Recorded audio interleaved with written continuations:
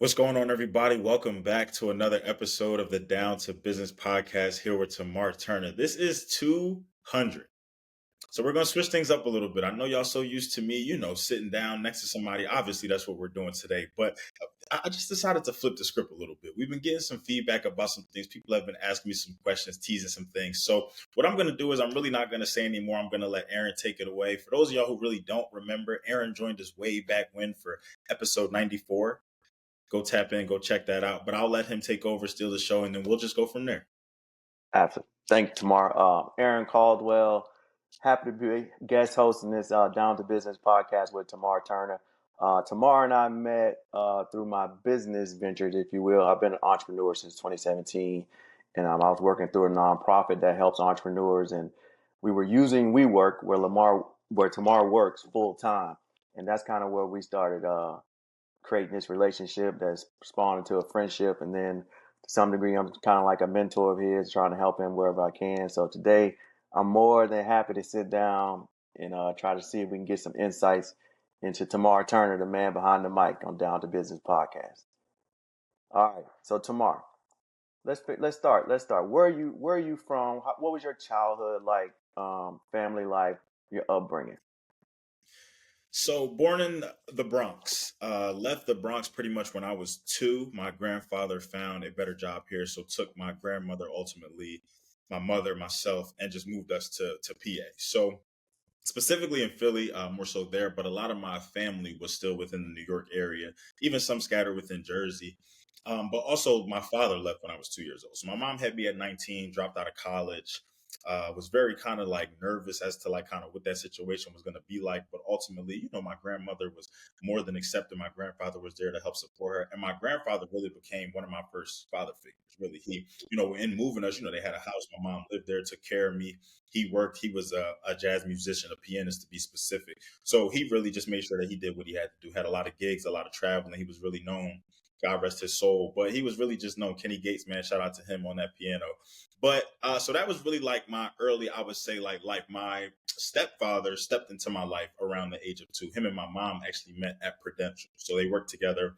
That spawned into a relationship, and then it kind of went from there. Then eventually moved in together, apartment, eventually a house, everything like that. So kind of like raised me as well. So while I never physically called him like dad or anything like that, that was someone who I will say was my father figure, was the person who raised me, was the person who I looked to aside from my grandfather.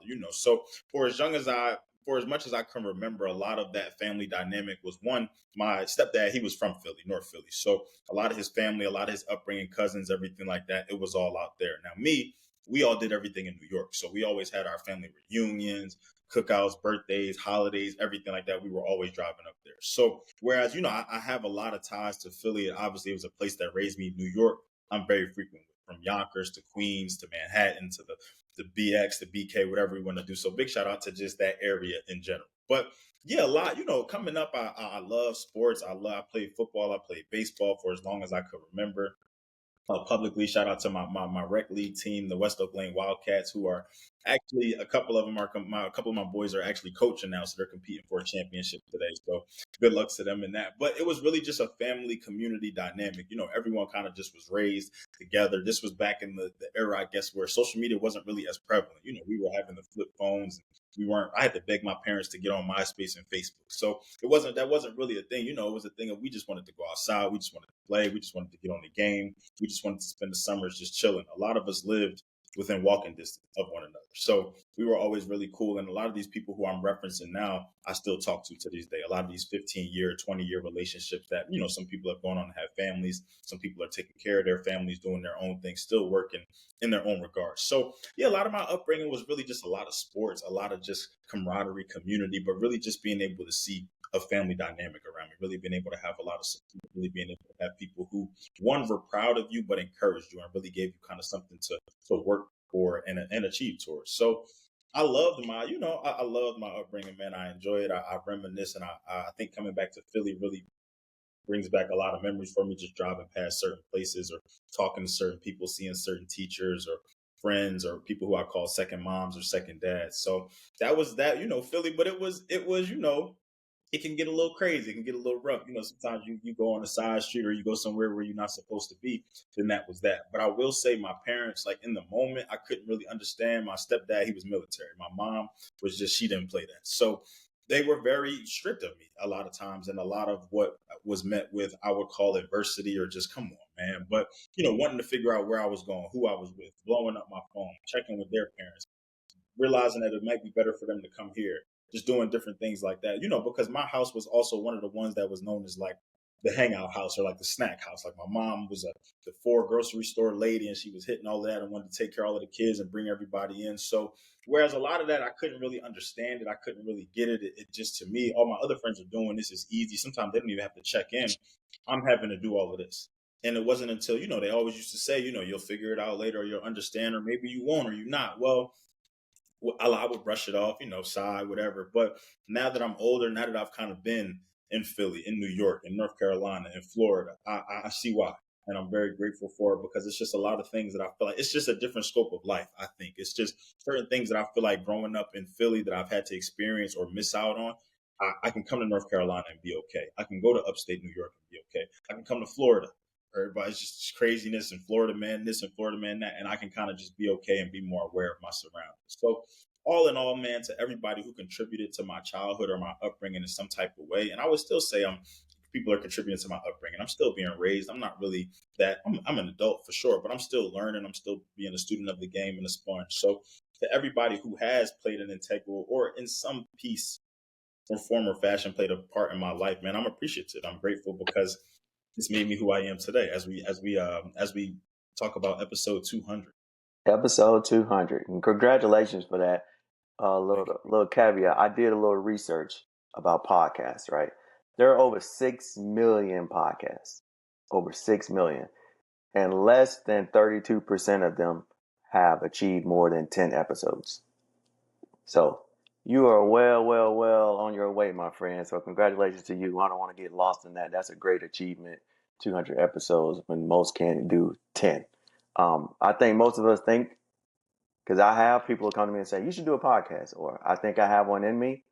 But to have an idea and execute on an idea is a totally different thing. And so you know all too well all about that. So you're an East Coast guy. Now you're in Florida. So I'm a Southerner, right? I'm from Atlanta. I'm from Georgia. I'm a Georgia boy. I grew up around most of my family as well. Most of my friends were my cousins. We played sports and hung out together, and all my influences are really come from them. But growing up in the South, we always hear about this East Coast thing, this New York vibe. So what would you say to that, having grown up, in the East Coast? I definitely do think it's a different type of vibe, type of lifestyle. So I really haven't been West Coast past Vegas, so I can't really speak much to that. But I think East Coast North is a bit different from East Coast South. When I first got to North Carolina, they think we're just like the rudest people in the world. Like they think they were just like, dang, like you guys like talk fast, y'all move fast, y'all rude. Everything is just da da da da. Because I was in Greenville, North Carolina. So from Philadelphia to Greenville is a completely different spectrum. It's a slowdown. It's a different lifestyle almost. So when I got out there, I actually felt like I could see everything. I could breathe. There wasn't anything going past me. So the East Coast, man, I think it's a different lifestyle, because I feel like I think we all just get it. And I think, it's a lifestyle thing. It's that hustle and bustle. It's that fast. It's that New York. It's that Philly. It's that even parts of Jersey, Delaware, just that tri-state area, everything like that. But two, I do think the weather plays a part in it. I think that we have to deal with just certain elements and certain things that other people may not. I come to Florida and it's palm trees and it's sun every day. It's November right now and the sun is beaming in my eyes and it's 70 degrees and I'm driving with the window down. And granted, we're probably in some sort of like global warming and everything like that, which is why some of these places are warmer and not supposed to be. But the November I know is cold.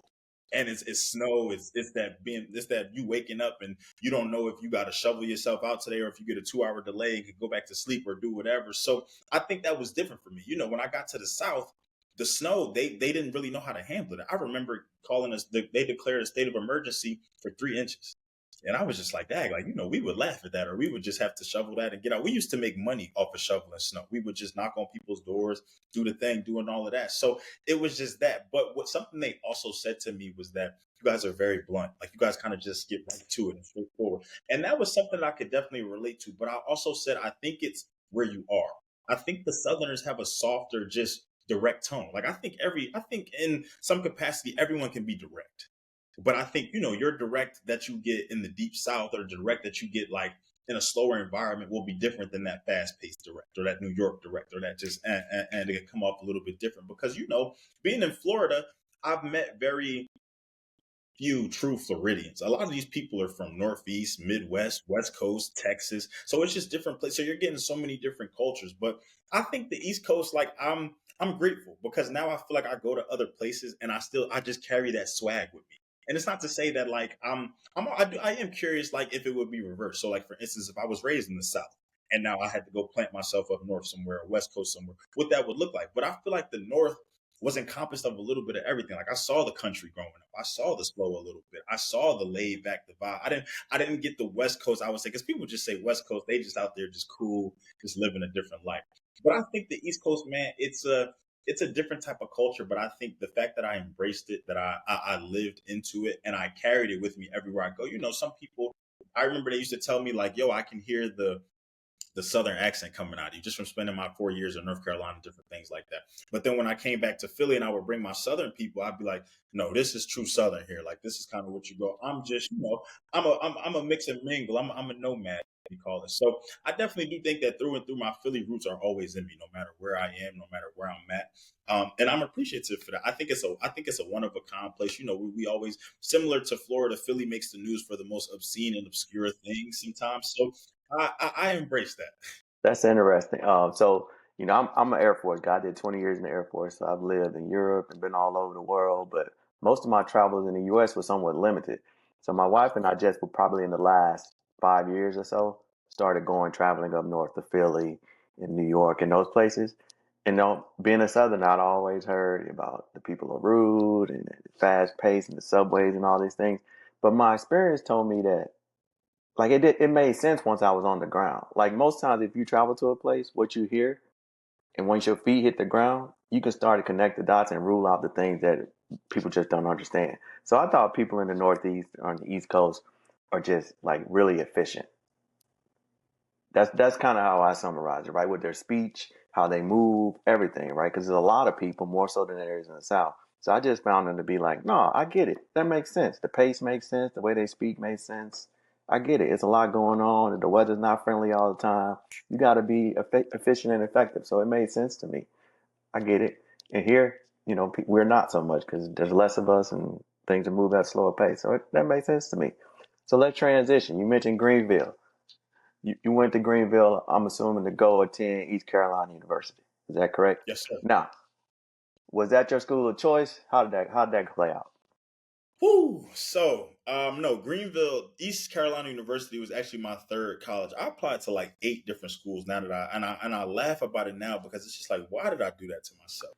Common App and essays and everything like that. But no, so ECU was actually my third choice. How I came across ECU was literally because I did a college match survey. So I went to a private high school, all boys, and they pretty much, it was, I noticed the clear differences between private and public very clearly. Just from paying your tuition, just the access that you got to certain people and the resources that came about and everything like that. So no, I did a college match survey one day. Always knew that I wanted to go out of state. Didn't really want to stay in PA. Didn't really want to stay anywhere near PA, despite applying to Villanova. But so I got matched to ECU, didn't know anything about it, knew it was in North Carolina, but my sister also went to Wake Forest. So that's kind of what put my eyes on North Carolina. But no, my top 2 choices were Syracuse was 1, James Madison was 2.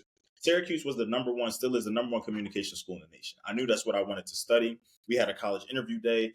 I talked to them. I was very impressed from the accolades that they have to the people that went there. So I wanted to play football at the time. So the football team, everything like that. That's what I wanted to do. JMU was more so like along the lines of that college match too. But after looking at it, campus life, seeing how beautiful the campus was, familiar with the DMV area, I said, okay, I can do that. I got waitlisted to both of those schools. And so it eventually became a thing of, when you get waitlisted, for those of y'all who may not know too much about it, when you get waitlisted, it's pretty much just it's a wait list. You wait. But sometimes the timing of that could depend on a host of different factors, accepting other people, what they're going to do as far as tuition and what they're bringing in, their numbers and everything like that. So they give you a deadline or a timeline as to when they can get back to you, but they don't always follow that, and then sometimes you want to follow up, you still have to make decisions, but everybody knows you have to make a college decision by a certain time, whether you do early decision, regular decision, anything of the sort. So it was basically getting to the point where I had to make a decision. And I wasn't hearing. I think JMU deferred me first, so I knew that I wasn't going to JMU. But I pretty much wanted to hold all my faith in Syracuse that they would get back to me, whatever the case may be. Well, Syracuse never got back to me. Ended up having to commit to ECU. Then Syracuse basically got back to me and deferred me. So all in all, heartbroken, didn't understand. They came to my school. They told me I would get in, whatever have you. I reached out. They pretty much told me that because I applied directly to the College of the School of Communication, Newhouse, that my application was weighted differently than someone who may have applied generally to a science. Because there was someone in my homeroom who got accepted. My grades were very similar to his, but he applied to a science route. So I wasn't understanding. I was hating for sure. And I was just like, I don't understand what I talk to these people and everything. I was taking everything personal. Talk to them. And that just made me even more mad because it was just like, as a college student, as a high school student, I wasn't aware that you should apply undecided. Well, I was aware that people apply undecided and then go declare. That's when you don't know what you want to do. I knew what I wanted to do. So I was just like, okay, I'm going to apply directly there. But I didn't realize that people with 4.0s were barely getting accepted. People with boatloads of community service they really wanted the top of the top and the best of the best. Naturally, my third choice in ECU, I flew down for orientation by myself, North Carolina, first time ever being there on campus, lost. But I was just like, it was something about it that I loved. And I was just like, it was a feeling that I got that I was just like, I can spend my life here. I've never been in the South, wasn't familiar with it. PGV, Pitt Greenville is one of the smallest airports in the world. I've never switched planes to get into like a two-seater. It was one of the smallest things I've ever done. But to me, I had that weekend, I was staying in the dorm, I was eating on campus and everything. I was like, this is really cool. So that's how I really ended up at ECU. 4 years, didn't regret a single portion of it, because in the end, what happened? I ended up applying to Syracuse for grad school, only grad school I applied to, and they actually accepted me early. So I was just saying, maybe that was God's way of saying you didn't need to spend 4 years here. The 1 year that you spent there was the worst winter of your life. So imagine having to do that 4 times, So that's my college ended up in ECU story. So go Pirates. Yeah. Shout out to Greenville, North Carolina. Go Pirates. So no regrets in that, how that played out. While disappointed in the time, in which that's a life lesson in itself, right? For most of us, all of us at some point, we will be in the midst of being disappointed with an outcome, and it ends up being probably the greatest blessing that you'll ever have. But it'll take time for you to see that. I know that firsthand from my college experience. I went to school in Indiana before I went into the Air Force, and I had an academic scholarship and all those things, and I lost it. That's how I ended up in the Air Force. And I ended up retiring from the Air Force at 39 and living this life I live now, which probably wouldn't have been that way had I continued with school and gone on the pathway that I was going. So for those of you out there who it seems like, something's not going right at the moment, just have faith and keep going. Keep going. So on to Syracuse you went. At Syracuse you studied, what'd you study at Syracuse? Now, correct me if I'm wrong. Syracuse is a huge, is it communication or journalism school? A lot of ESPN talent comes from Syracuse. Yeah, so a Huge. lot of who we watch, like commentator wise or like analyst wise or anything like that, have ties to Syracuse. And it's probably people that you love that come to find out they went to Syracuse. Yep. So number one, Newhouse Mafia, as they call it, is the number one communication school in the nation. And that's where you went. And I got my master's in broadcast and digital journalism with an emphasis in sports communication. So with that, and I may be jumping ahead of myself, but I have the question because you just mentioned why is your podcast Down to Business, and why is it not sports related? That's a good one. Oh, I love that. So it's interesting that you say that. So getting to Syracuse, like basically I thought that being that my emphasis was in sports communication, I said, oh, I'm going to be in the studio. I'm going to be Mike Tirico, Stephen A. I'm going to be doing everything that they do. This is easy. I'm barely going to be touching news. This is amazing. Huh. When I got there, yeah, news. Sports really felt like an elective, an emphasis is really what it was. They basically, our professors hammered to us that if you can't do news, you will never touch sports in any capacity. You know, sports, if you can't tell a news story and get people to tune into that, then sports is no.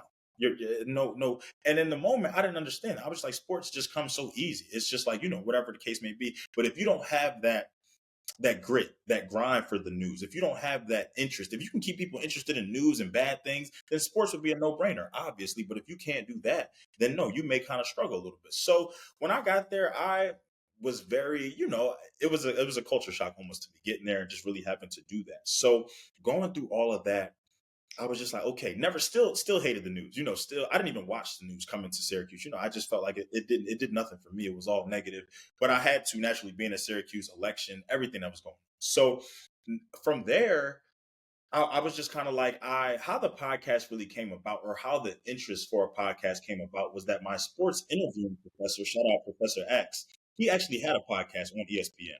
I wanted to be on ESPN naturally, so I was just like, wow, like this is cool. So one day I just asked him, could I sit after class? And I picked his brain about software, about hosting, equipment, how to start, music, intros, transitions, everything like that. And he gave me all the details.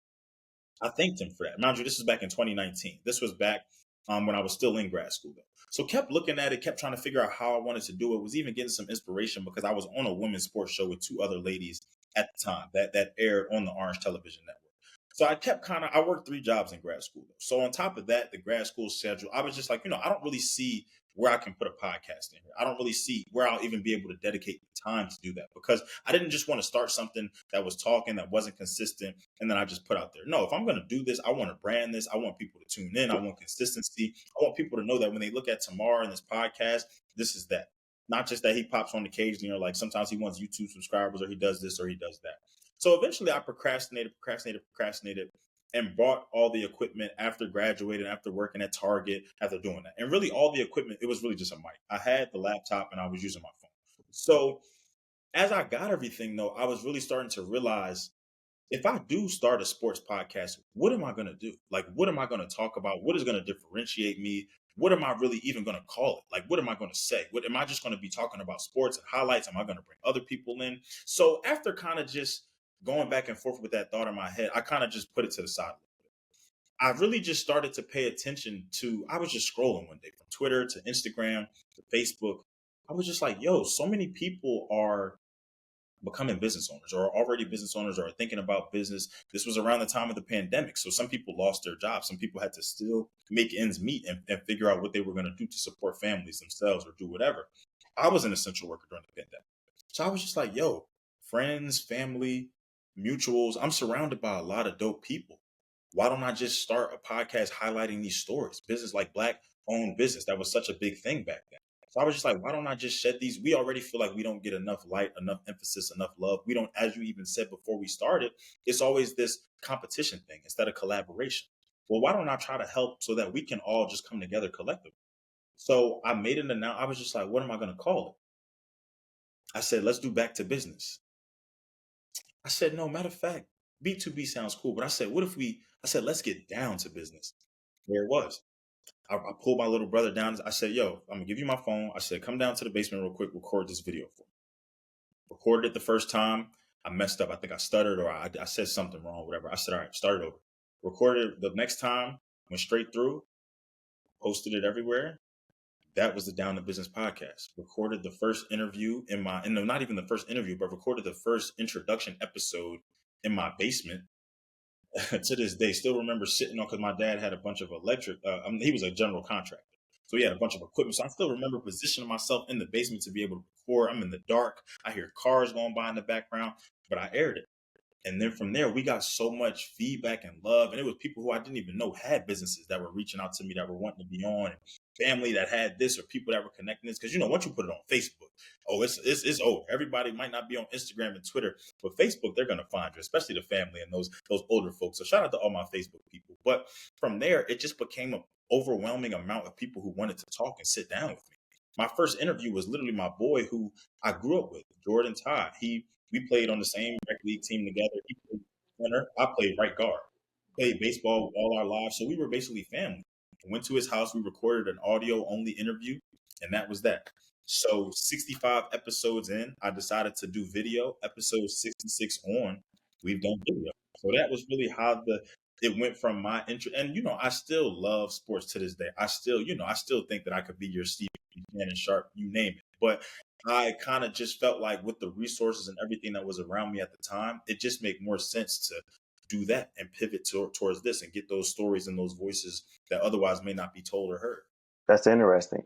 So it sounds like you were very intentional about what it is, what it was your voice was going to be, or what it was going to be able to accomplish, right? Because again, you could have talked about sports, you could have talked about anything, right? Clearly, you're educated, you're eloquent, you can speak, but you wanted to make a difference. So you looked around and surveyed and found that there's plenty of people around, they just don't have the exposure. So maybe we can help each other, right? And I think that's a great thing. And another a life lesson that you just revealed about for people who are perfectionists, kind of like myself and maybe some others, is that perfection will hold you back, right? You talked about being in the basement with sitting on crates or whatever with the phone and having to use your brother in the dark room to record the session. But people will see past that, right? They take the content and they don't really care about the etiquette and how it looks so much all the time, which those of us who are trying to do things for business, we think it has to be presented perfectly. But people are thirsty for the information. So if you have an idea of something that you want to convey, you just got to do it and put it out there and see what the feedback is that you get. So I appreciate you for sharing that and being vulnerable in that way. But that's for everybody. Now take that point from tomorrow that if you got something that you think you should be doing, just do it. You got to start somewhere. And the other part of that is people love to see growth. So now when they see it, they're like, oh man, I remember his first episode. Now look at it, right? He's grown a lot. So that's great, man, that you did that and that you continue to do so. So like at this point, where do you see the Down to Business podcast going? Like, will it stay? Is this the beginning of Tamar Enterprises or is this the thing? Like where are you going with this stuff? I'm glad you used the word enterprise because that's essentially what I want to do.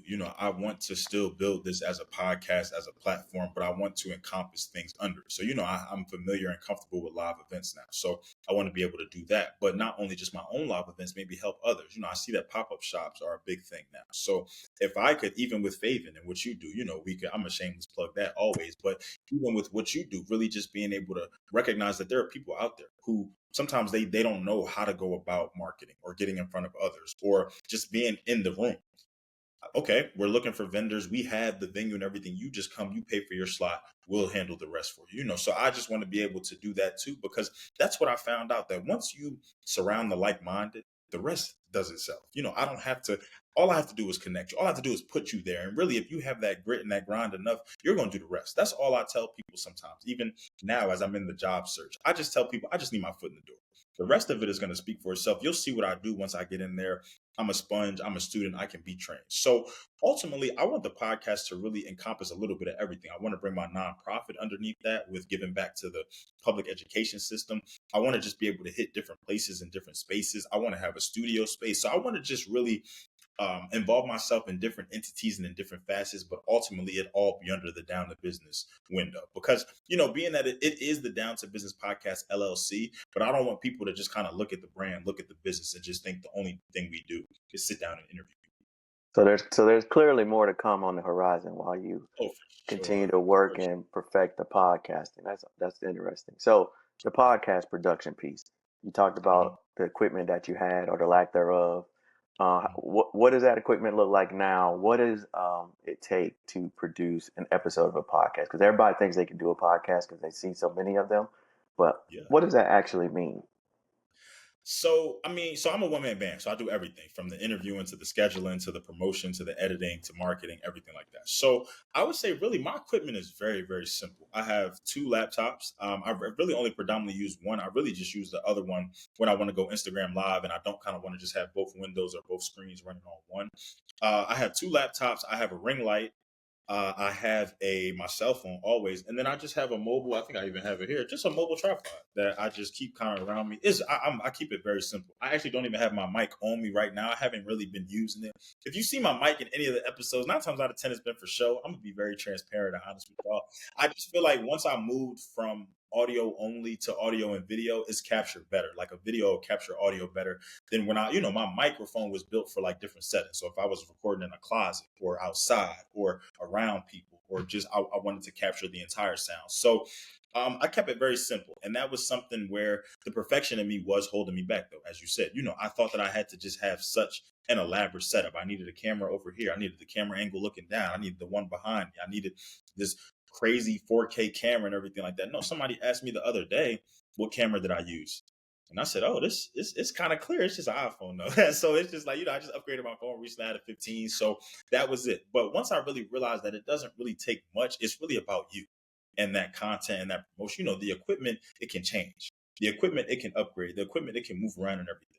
But I just keep it simple: a laptop, a light, a tripod, and occasionally I'll use my mic here and there. And that's it. I have my editing softwares and platforms that I use, and I've just grown comfortable with. You got to understand, I've been editing since high school.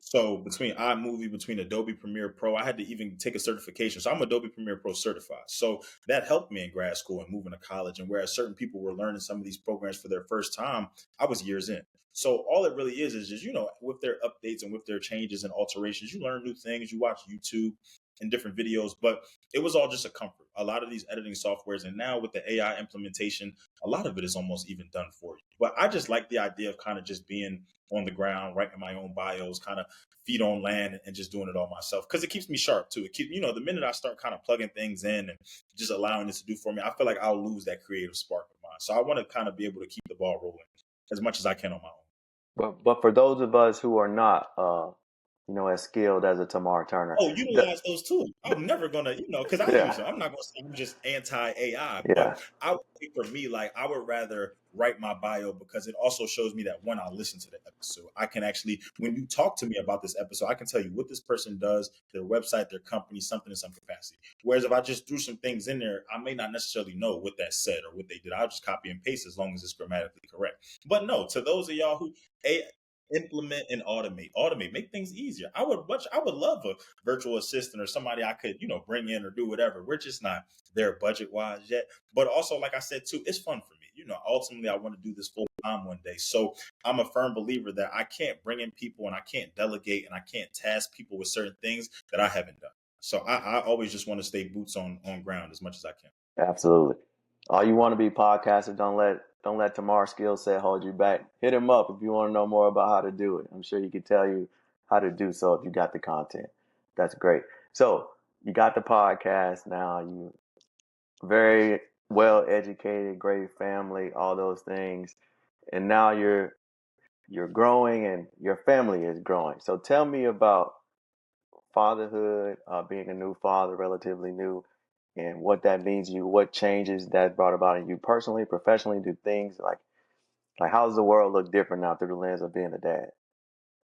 Yeah, it's it's I tell people it's the blessing that I really didn't know that I needed.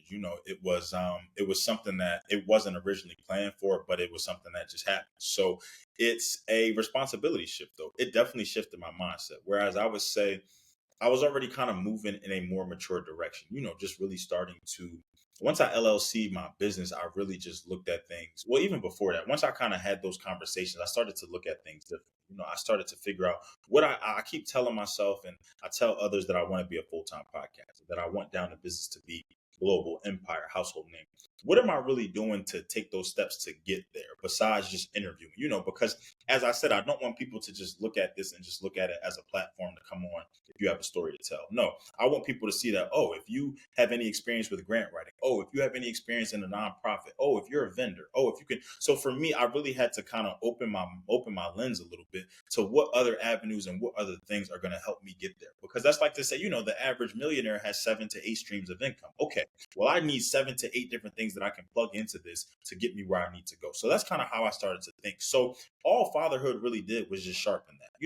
It teaches me so much. I was able to take paternity leave at my job. So it took me away from work for a little bit. And that's what I think I needed, just that reset, just to be able to spend time, I'm moving this month. So I'm shifting things around a little bit. I'll be in Maryland moving forward just to make things easier in that regard. But it's really a blessing. As we spoke about in the beginning, grace is definitely a big word now. And it's a learning experience though. It will keep you on your toes. No day is the same, but it's all about how you embrace it. And I think I'll just look at things a bit differently because of my family dynamic. And in full transparency, I don't, my dad left when I was 2. I don't necessarily have the best relationship with my stepfather now, but I recognize that at the end of the day, there's never going to be any responsibility of mine that goes untaken care of or unaccounted for or unacknowledged or anything in that regard. So I knew that I knew what I had to do, regardless of the situation, regardless of the circumstance. And that's what I'm doing. And, just to be able to now resonate with other fathers, have those conversations, be able to speak in those regards, and then even just be able to learn more about myself. I've learned so much just about myself and maybe just my outlook on life. And I don't look at things differently anymore. I'm not road raging too much anymore now, or I'm not, I'm not allowing things to get me out of character as much now. I'm not really allowing my mindset to falter. I'm keeping that fortitude as much as I can. So, because at the end of the day, it's not about me anymore. It's a much bigger picture here, and it's a child is something. It's no ultimatums. There's no ifs, ands, or buts about that. It's no maybe laters. It's no you'll take a late fee or a delay or a penalty. It has to be taken care of. It has to be in any regard, no matter what you have to do. So I definitely think it's picked up my grind in multiple facets, but it's also allowed me to see a different side of life and appreciate that side of life. I'm big on the youth. I want to start my nonprofit giving back to the youth. So now that I have something personal to me, it's just like, wow, like it's definitely changed my story. Yeah, very good, very good. Man, kids are everything, amazing and Yeah. traumatic and everything in between. So I'll be praying for you with that. And of course, if anything I can do to help you, any dads out there got some advice for tomorrow, let's lift them up much as we can. So let me ask you this question. To this point, you're 27, 20, 28. 28. Yep. 28 years old. You've done a lot of things. You're in transition again. Life is moving and changing. What would you say at this particular moment is your biggest regret, if you have one? Um, I would really say just not starting sooner, and that really is not even a specific moment or a specific thing, but just not starting sooner. I feel like I have time and time again, I've seen situation after situation play out where if I would have just, when I started or when I've gotten the idea, I should have just done it, or I should have just, when it crossed my mind. That was something I spoke about at my grandfather's funeral back in 2023. That basically, the day my grandfather passed away, I had a reminder set for the last 2 days to call him. Just to check Mm. in, just to talk, because he wasn't really a big texter, but he'll call you, he'll leave a voice, he'll shoot you a text, but it'll be like 3 days later, and it'll be something that it didn't even reply to what you were asking before. So, but you call him, man, you'll get the best out of him. You'll see him, whatever. Face to face was obviously the best interaction, but I had kept putting it off because I was getting off of work, recording multiple interviews for the podcast. I was tired, whatever. So the day that he passed away, I actually called out of work sick. And so I had set the reminder. I said, I'm gonna stay bedside all day. When I wake up, I should be feeling better. Hopefully in the evening, I'll give him a call. Well, I was getting a call instead. So that, I never let that go. And I told everybody, even at his funeral, family, friends alike, that when something crosses your mind, when somebody crosses your mind, anything, make that call, shoot that text, shoot that email, do that check-in, because it crossed your mind at that specific time and at that specific moment and point for a reason. To put it off or it's nothing just to shoot a quick text. Or, sometimes we let the rigmarole of life, the busyness, it can happen for sure. I was just traveling, so I wasn't getting back to people as much as I wanted to, but it doesn't say, not to say that you're still not on my mind. So I even have to do better with that. But for me, it's just start. I really realized that even with the podcast, if I would have got on YouTube sooner, if I would have stopped if I would have switched to audio sooner, if I would have got on TikTok sooner, if I would have started doing live events sooner, if I would have just stopped holding myself back so much, if I would have started accepting, for a while, I was only wanting to talk to you if you were a minority or you were Black. And that's not just to say that was a bad thing, but it's just to say, maybe if I open my lens up sooner, what could have happened? Maybe if I stopped worrying about trying to talk at one point, I'm going to be very transparent with you. I was only trying to talk to the pretty women. I don't know why. Like, I just thought maybe they were going to help me go viral. They were, once they put it out there, they were probably some of the worst people to promote their episodes. I'm not going to lie to y'all, So it was the people who I least expected that really got on their high horse, and they made it happen. They grinded it out. So for me, it's just always a thing of my biggest regret would always just be, not capitalizing on an opportunity or maybe a thought or something like that. But now, when something crosses my mind, if I can't do it right in the moment, I'm writing it down or I'm setting a reminder. or I'm putting. I love sticky notes, so I'm doing that. But now if I think about somebody, or I know I need to call someone. I'm not really a big caller or FaceTime. I'm a texter. I'm really a texter too, but I'd much rather just do that, or I'll check in, or I won't let pride get in the way of, oh, well, I haven't heard from this person. I'm always the one checking in. Just checking, because you never really know what's going on, who needs to hear a conversation, who maybe have been thinking about you just the same, because telepathy is a real thing. So that's really what I would say is my only regret. Just kind of procrastinating. And then even as we kind of spoke about, just letting that perfection take over sometimes. That is another excellent life lesson here delivered by Tamar, is to be intentional and to act or move when you feel the need to do so, because it doesn't really ever go away, right? That feeling, whatever it was, it didn't go away until you do something about it. It's gonna sit there. And I've been in situations myself, personally and professionally, where I felt the tingle to do something. And I was like, nah, I don't really want to do that because I didn't want to put myself out there, or I wasn't ready to do it yet. And I ended up doing it years later. Like, it still never went away.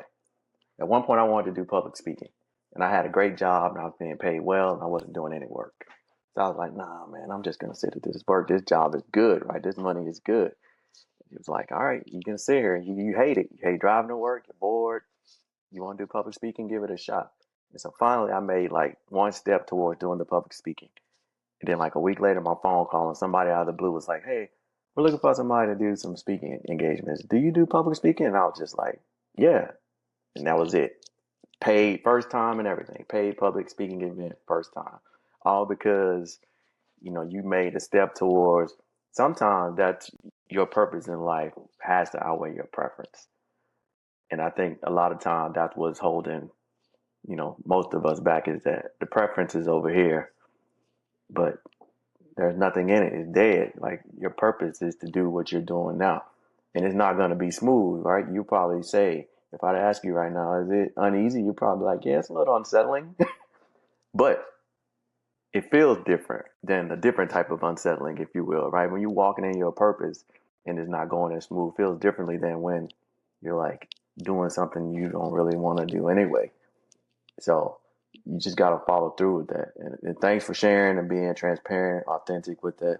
People buy authenticity and transparency. So, and it's lacking in this world. So we need more people like you to tell those stories and to talk to other people and get them to tell those stories. So tomorrow, here's the question. Life on a scale of 1 to 10, 10 being, you know, I'm living my best life. Like, where are you at today? And what do you think gets you to that best life scenario? Whew, 1 through 10. I would probably say right now 7.5. I'm definitely. I wouldn't have called this life if you would have asked me. I wouldn't have been able to illustrate this or tell you. I wouldn't have even told you I'd live in Tampa for 4 years of my life. I may have not even told you about Syracuse or being an essential worker or a pandemic. Who would have called that? So I would say 7.5 now, though, because I'm happy. I'm no longer, I would say if I was like a 6.5 or a 7, I think that would more so be my content. But I'm happy now. I have, as I said, I've paid a lot of attention to my mental, and to recognizing that when the mental is off, tomorrow is off, whether it be spiritually, physically, financially, anything like that. So I've prided myself on making sure that I put myself in the best situations or the best scenarios to not be that way. Because I don't like the low place tomorrow. I don't like the tomorrow that is just grinding it out to stay busy and not really address what's going on in life. And that's where I can be a lot of times. So I would say 7.5 though, because I still feel like I have a lot of hope and promise there. There's still a lot of things that I think about. There's still a lot of things that motivate me. There's still a lot of places that I want to be. There's still a lot of rooms that I want to be in. There's still a lot of spaces that I want to be in. And, for people to hold me sometimes in the regard that they do, or give me the praise or the props that they do, or the feedback that they do, it only motivates me more, because it's just like, if you see me in that light and if you think I've kind of done this or done that and you're proud of that, oh, I'm just scratching the surface, or oh, there's so much more that I want to do. I recently started a note on my phone um, this year, and I'm going to kind of continue it each year. And I encourage everybody to do so, about just accolades, accomplishments, or things that I've done.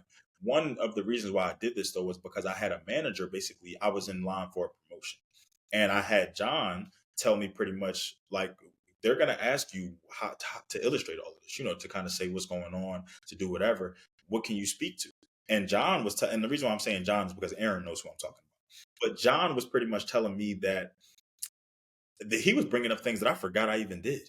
And I was just like, wow, like but it made me start to beg the question of, well, am I doing this? I have to be doing this podcast. There's so many things I forgot. Or there was one year I forgot the year I did my live events. I did it. I put a year ahead because things were just moving so fast for me, and I was just not writing things down. So I would say that I look at those accomplishments and I look at those different things, and it just makes me want to continue up the ante. It just makes me want to continue. But another thing is I look at other people and I don't see competition, but I see the opportunity. If looking at somebody win or do well or succeed doesn't motivate you or make you smile at least or want to show love to it, there's something wrong there. And for me, I get so amped by that. Like I get so amped when people hit their goals or reveal a new product or do a live event or are able to travel or do something like that. So for me, I think about that 7.5 because there's so much more coming. There's so much more to Tamar being able to live life on his own terms. Tamar being able to just do whatever he wants to do with his son, or if I want to take a week off and just travel out the country, I can do that. Or if I want to wake up today and fly here to go do a live interview, I can do that. If I want to do a pop-up shop here or a back to school drive here, I can just wake up and do that. So I think about the 7.5 too, because it's just like, if somebody asks you 1 to 10, how are you feeling today? A 7.5 is like, okay, you're all right. You're not bad, but you're not like an 8 would be. An 8 would sound better. You know what I'm saying? So I also think about just certain places and where I want to be, just how I'm always sometimes in my head, but also just I'm in my head from a positive perspective now. Whereas before it was, why didn't I do this or why didn't I do that? It's like, okay, I did this. What can I do now to capitalize on that or reap the benefits from that? Or what can I do now on top of that? So yeah, 7.5 though, because I'm still very happy. And I'm still like, I think that's something I've been very intentional about, just my happiness and just making sure that when I feel like my mental is off or just different things like that, being able to just step outside in the Florida sun or go buy some water real quick or even put my headphones in. Music is a big release for me. So with everything that's kind of been going on, even with everything that's happening, I'm proud to even say I'm a 7.5 because, a lot of sometimes where we are in life and how we feel are extenuating circumstances. Just went through 2 hurricanes here in Florida.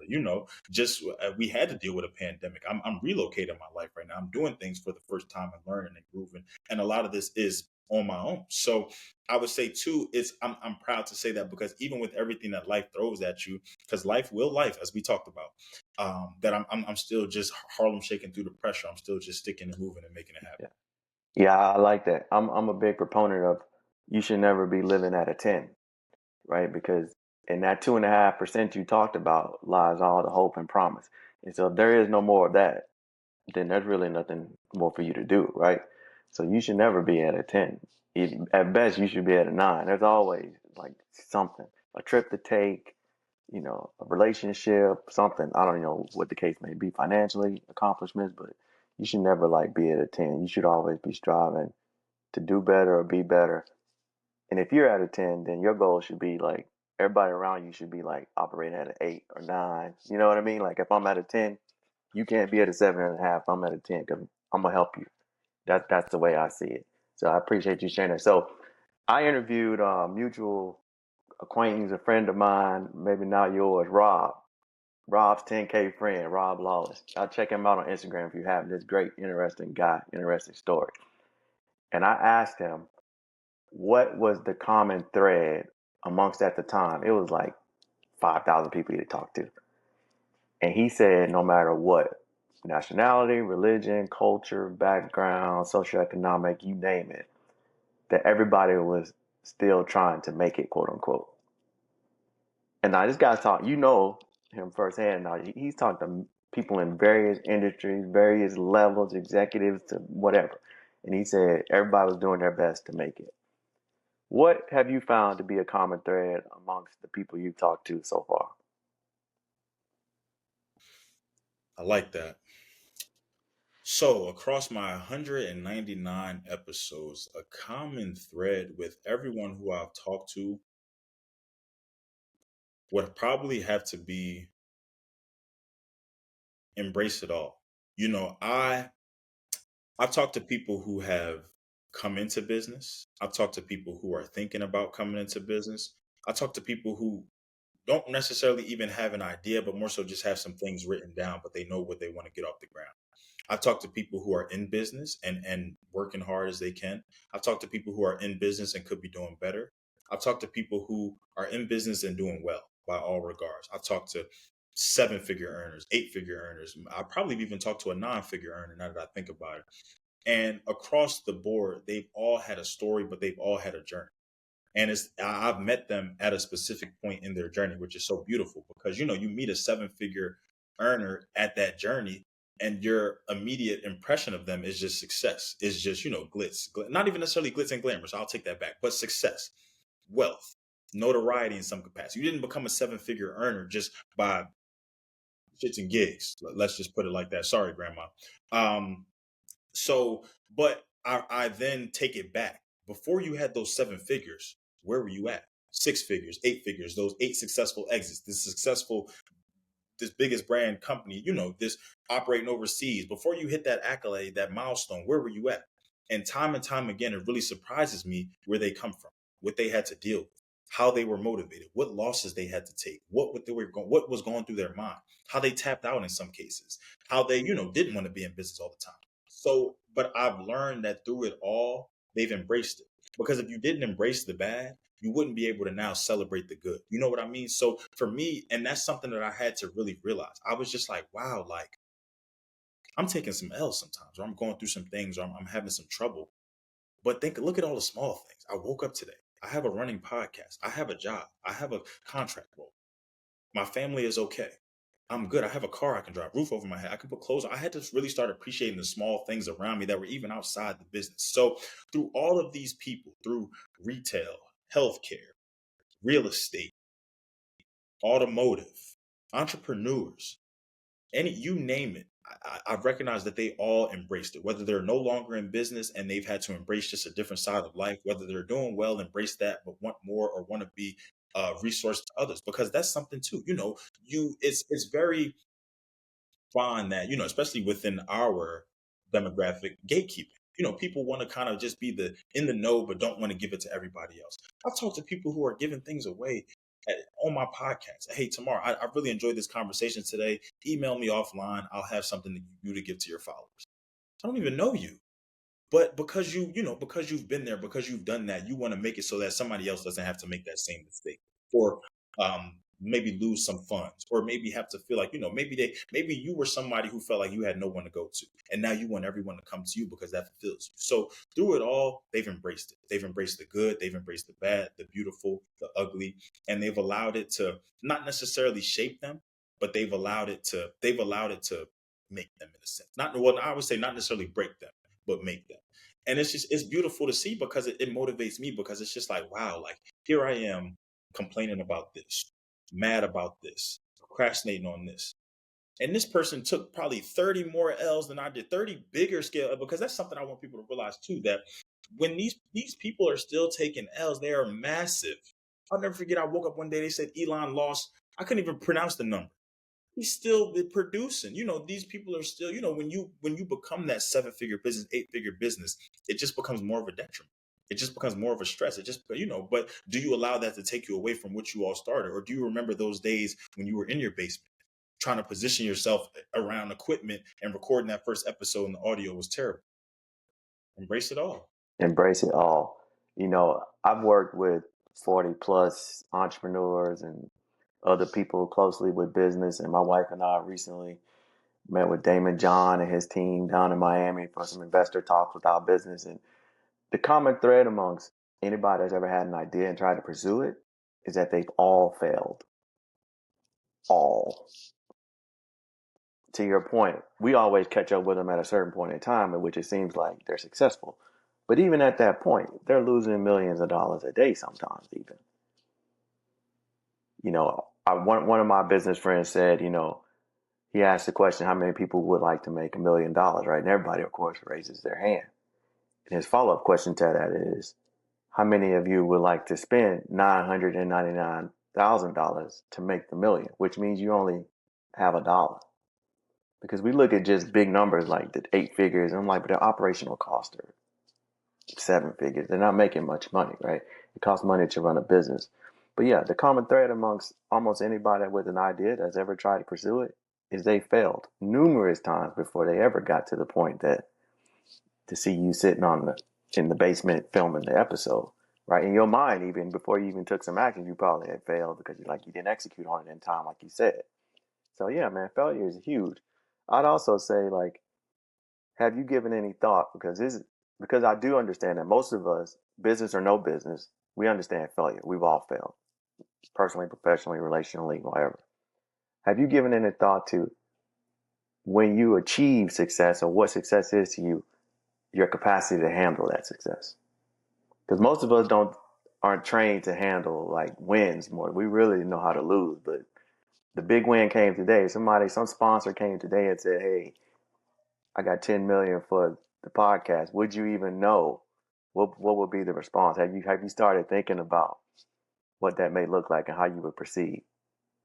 So yes and no. So yes, because as I kind of spoke about earlier, I had to realize that I keep telling myself that I want to be a household name, but what steps am I taking to get there? So I had to shift my thinking as a result of that. I had to, not to say that I was ever really thinking small, but there was a point in time in the podcast where somebody told me that I was a business owner and I should act as such. And you've even reminded me of that too. But to think there was a point in time that I thought if I didn't have an EIN or LLC that I'm not a business, but I'm a business. People they kind of gave me the characteristics of what business owners do, or they asked me to list out what I do. They said, point out to me where you're not running a business there. You know what I'm saying? So I had to think about that. But have I also thought about bigger scale questions or bigger scale things like that? I haven't, because I think because of the consistency of monetization, it hasn't caused me to think like that. I haven't, this money really hasn't been a thing for me here. I've put out a lot for sure, but I haven't really brought in the things that are now making me look like, oh, okay, like, this and that. But as I now start to apply for more grants, talk to more funding partners, as I'm now a part of a equitable boost camp through Wells Fargo and Hello Alice, and I start to hear some of these conversations about some of these investors or people just willing to give, and it's really just out there. And if you just apply or if you talk to them, you can get this and that. Well, now I'm opening my mind, like, wow, okay. So if I was to, what am I? Because even now I have to speak to that value. Because a lot of these grants, a lot of these things that you're applying for, what are you going to do with this money? What are you going to do with this 10,000, this 100,000, this 1 million? And I can't be saying that. Oh, I'm going to put on 3 live events in Charlotte, and it's going to. No, I have to be able to. I have to think bigger.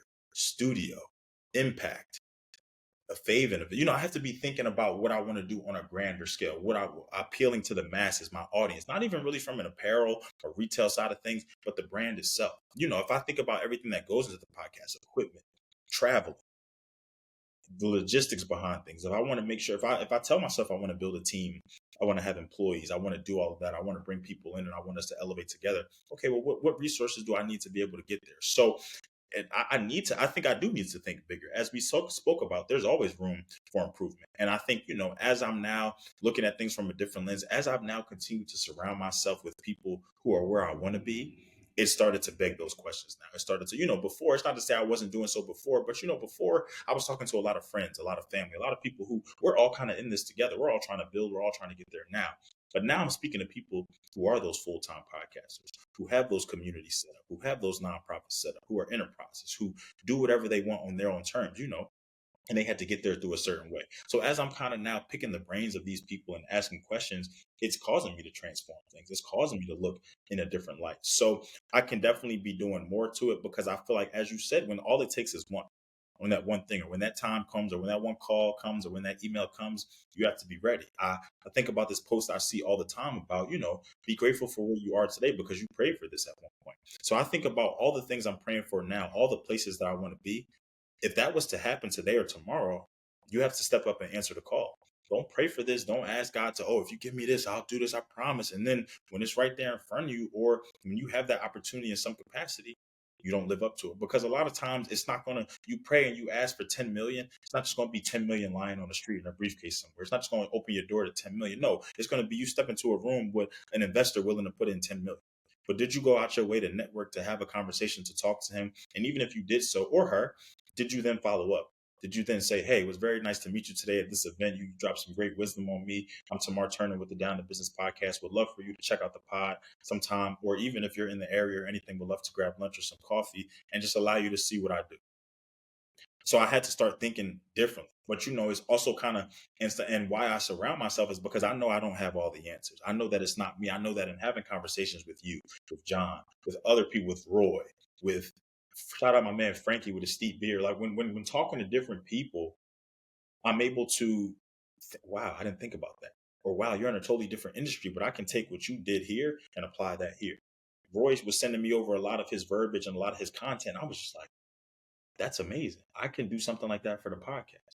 I can have a media kit. I can have a one sheet. I can have, I can do all of that. I don't just have to be this prestigious individual. I've done different things. So yeah, it's really, that question is beautiful just because I feel like I was doing it in some capacity, but I feel like now more than ever, it's something that's kind of just keeps coming up time and time again. Yes, because that window of opportunity is like quick. If we're talking like specifically, especially like with money and investors, right? Because there's no shortage of companies for them to invest in. They get 40 portfolios a day. And that's from being scrubbed from their team. So the team gets hundreds and they scrub them and they put 40 on Mark Cuban's desk. We had our business in front of Mark Cuban, which if you'd asked me that, I'd have said, no shot, right? We don't know what we're doing, and we still don't, but we're doing it, right? But if you can do it effectively and speak about it in a manner, and if you believe in it, other people start believing in you, and they like, I don't know what Tamar talking about, but I believe he can execute on that. I don't know, I really understand it, and I don't need to, but I'm investing in him. And so, for those of you out there that have businesses and ideas, you just gotta go. You can't like be halfway in, halfway out. You gotta, if it's worth your time, you gotta be in it. You gotta treat it like you treat your children and everything else, right? It's an investment.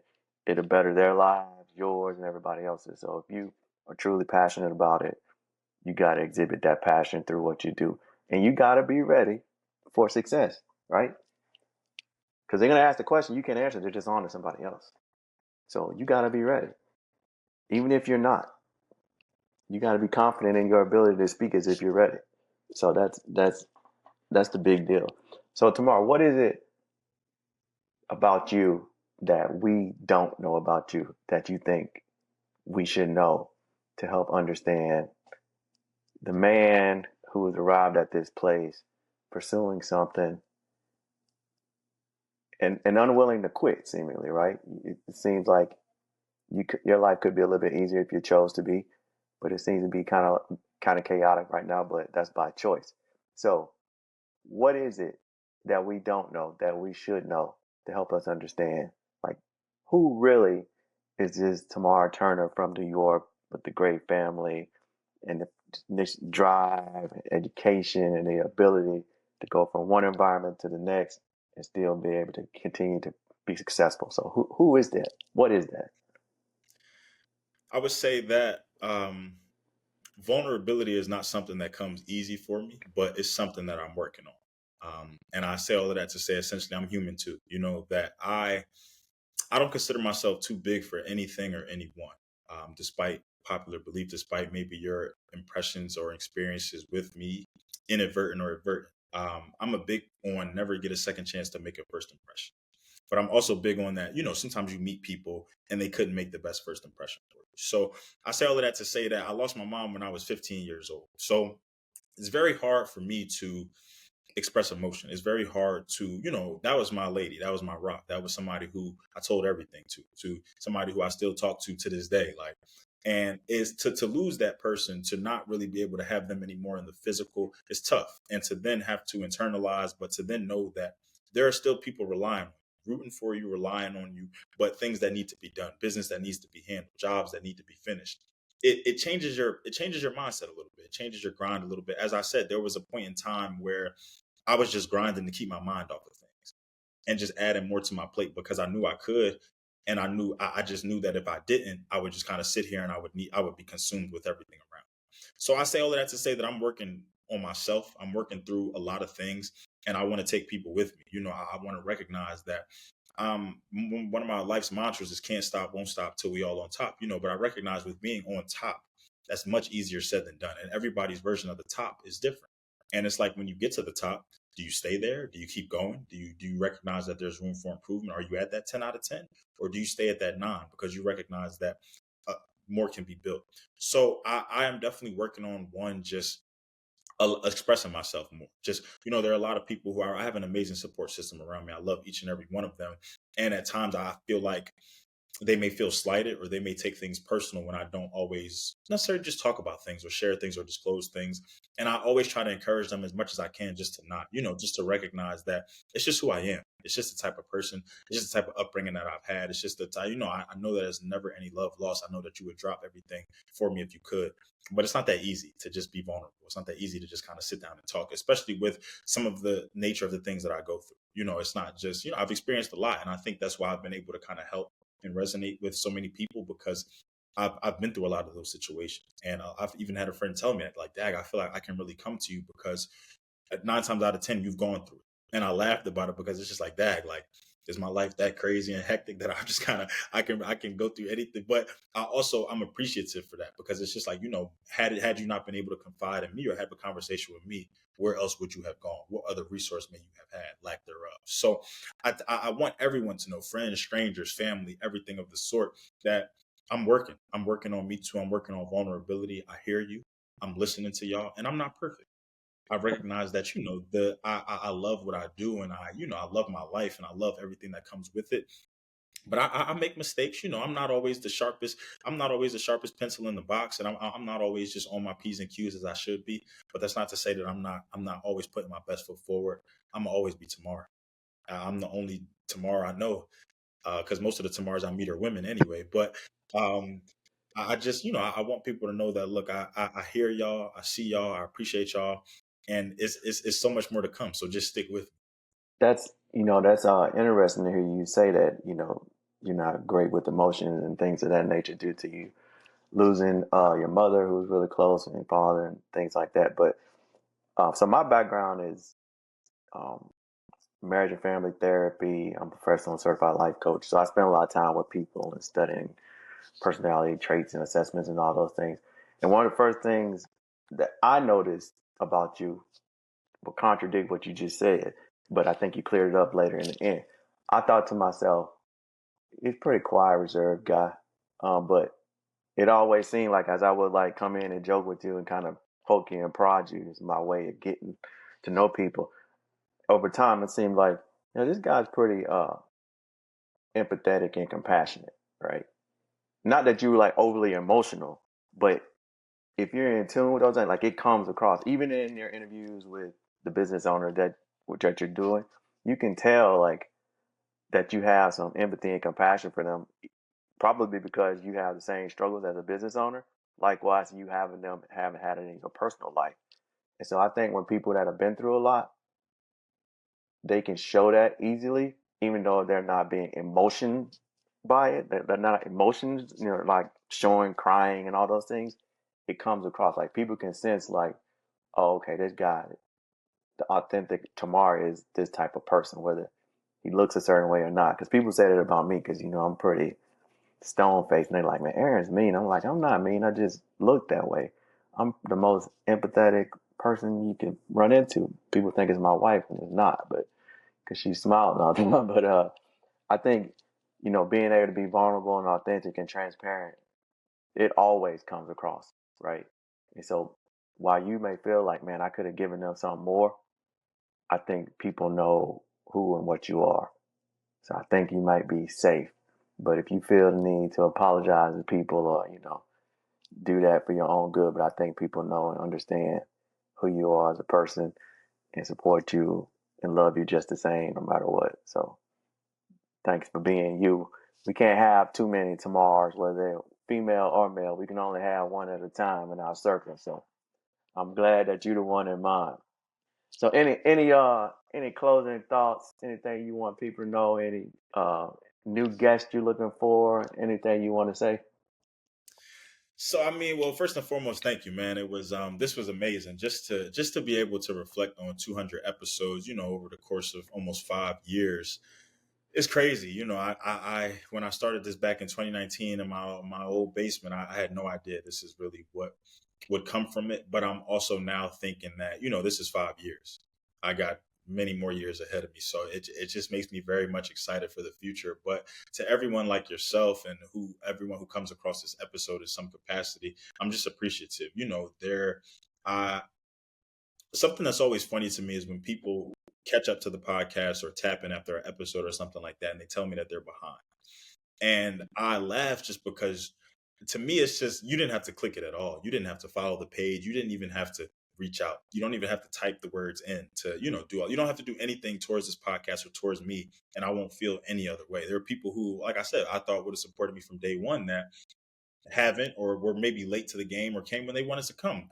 I hold no vendettas. I don't take it personal. God aligns things how it should be aligned. So, I'm really excited for the year just because I think back in like June or July, my calendar was booked all the way up until November. So that was just exciting. I hadn't updated anything past December just because I know with the move and everything, I just want to get settled and be good. So I'm very excited for 2025 because I've had some amazing inquiries reach out to me that I've kind of just had to put on hold. But because they recognize the nature of the show and just me and the work that I do, they're willing to wait. They're willing to. So, that to me, that makes me happy because it's just like, wow, you could have gone on so many other different podcasts, as you probably will. But it's something that you see in me, something that you see about this podcast that you love. It warms my heart when all of my interviews are recorded after work, with the exception of this one. This is actually a Saturday, y'all. So, and it's my fault that it's a Saturday. So, all of my interviews are recorded after work. So we work 8 to 5. My first interview could be as early as 5:15 or as late as 7:15.